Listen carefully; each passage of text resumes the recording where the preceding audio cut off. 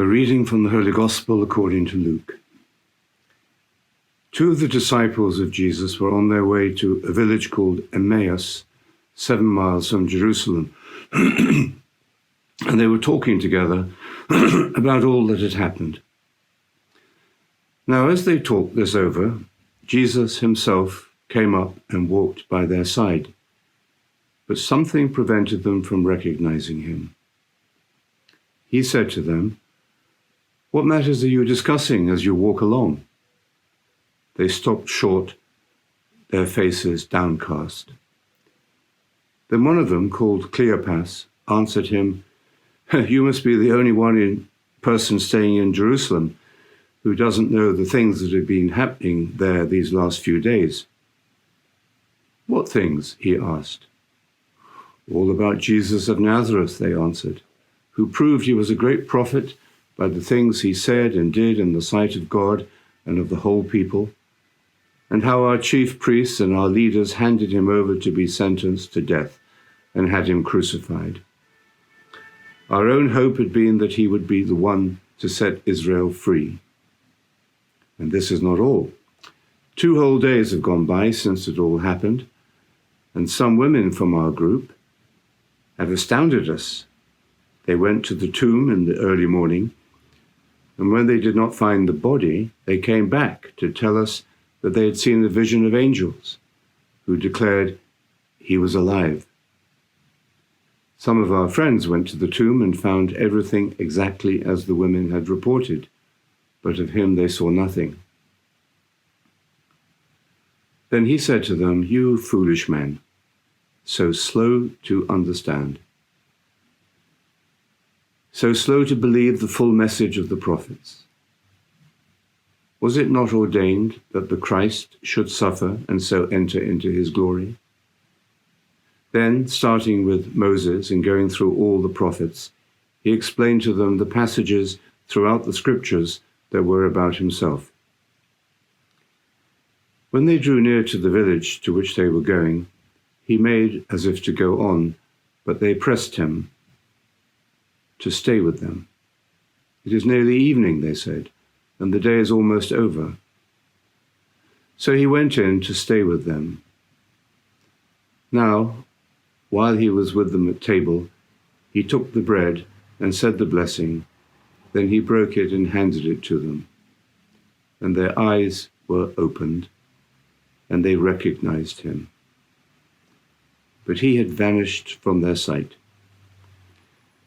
Then they said to each other, "Did not our hearts burn within us as he talked to us on the road and explained the scriptures to us?" They set out that instant and returned to Jerusalem. There they found the 11 assembled together with their companions, who said to them, "Yes, it is true. The Lord has risen and has appeared to Simon." Then they told their story of what had happened on the road and how they had recognized him at the breaking of bread. This is the gospel of the Lord.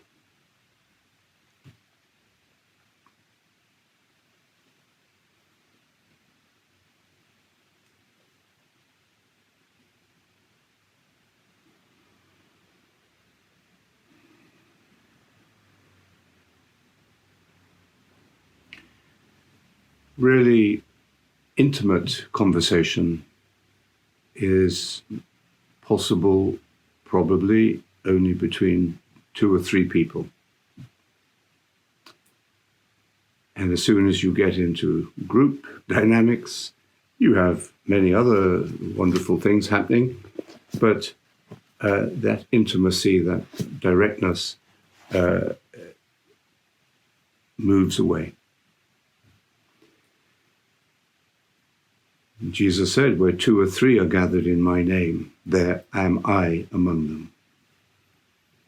When we have retreats, we often conclude the retreat with what we call an Emmaus walk, where the people on the retreat on the last day will join up with one other person, sometimes 3 if there's somebody left out, and they will walk together, sharing what the experience of the retreat or was meant for them, reliving that moment of intimacy and openness with Christ, forming a third or a fourth between us. Spiritual friendship, in the Christian understanding, is an intimate, trusting, personal relationship in which Christ is present in a real way, not in a dualistic way, but in a way that unites the two or the three into something fuller and richer, and opens the encounter, the meeting, the union, the friendship, opens it up to the full reality of everything, to the reality of God. So I think the story of the two disciples on the road to Emmaus has profound meaning. It's a story about metanoia. We see at the end how the minds of the two disciples are completely opened and changed. And when their minds are opened after they've recognized Jesus and the breaking of the bread, although it's nighttime, they at that instant leave and go back to Jerusalem to reconnect with their community, with their friends, with the church. And this recognition then leads to reunion. And it fills them with energy. At the beginning of this story, their faces are downcast. They've lost their hopes. They're disappointed in what has happened. They don't blame Jesus specifically, but they must be thinking, why did it all have to end like this? We had such great hopes. And now they are filled with a wonder and an energy that simply transcends that sadness of loss and disappointment. What happens when we are disillusioned, when our hopes and fantasies are shattered? Very hard to let go of them. So it's a wonderful story, and it's a funny story. It reminds me always of a pantomime. In England, they have this rather sort of crude, humorous thing at Christmas called pantomimes, where very stereotypical characters play a sort of a fairy tale story, and the children who are packing the theatres with their parents take part in the fun by shouting to the characters on stage and saying, "That's him, that's her," and because there's so much hidden identities, or somebody's hiding behind a door and the kids are saying, "He's there, he's there." So there is that humor. It can be also a tragic humor of misrecognition. And this story is about mistaken identity, meeting without recognizing, which is a sad and funny mistake, to be talking to somebody and then say, "Oh, yes, sorry, I recognize you now. I remember who you are." T.S. Eliot has a phrase that we had the experience but missed the meaning. We had the experience but missed the meaning, and approach to the meaning restores the experience in a different form.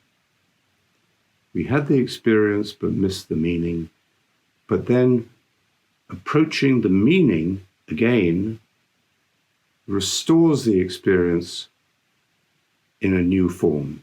And I think that is what this gospel story of the resurrection is also about.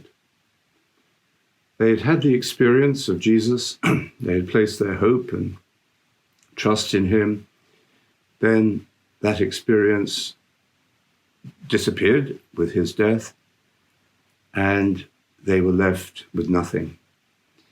And Jesus then approaches them and helps them to see the meaning of what they had experienced, which they had not understood before.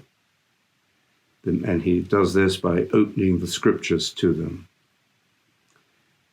And then the experience that they have lost is restored, but in a new form. And it comes at that moment of the breaking of the bread, when their eyes were opened and they recognized him in his risen form. But then at that moment he disappeared. But that didn't matter. It was the external form that disappeared, but something within them, which had begun even when he was explaining the meaning of the scriptures to them, because their hearts burned within them, but they didn't really understand that or understand the meaning of that experience, even of that awakening that had begun within them as he opened the scriptures to them. But now, after he disappeared from their sight, he was within them. They didn't need the external form.